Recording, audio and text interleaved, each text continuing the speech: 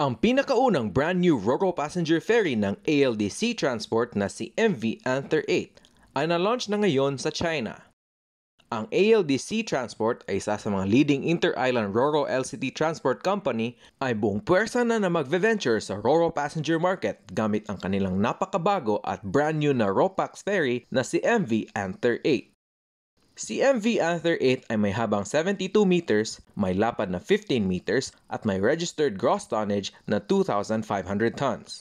Siya ay ginawa sa Zhejiang Tianxi Shipbuilding Company Limited sa Taizhou, China at ngayong araw, October 6, 2024 lang ito na-launch sa China. Pagkatapos ito ma-launch sa dagat, ay magkoconduct pa ito ng sea trials at certification para sa RINA ng Italy bago ma-turnover sa conduction crew at saka maglalayag papunta dito sa Pilipinas. Ayon sa isang mapagkakatiwalaang source, si MV Anther 8 ay darating sa Pilipinas sa Nobyembre o sa Disyembre 2024.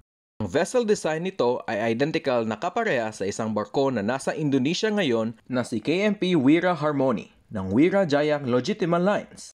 Ano sa tingin nyo mga ka-ship spotters?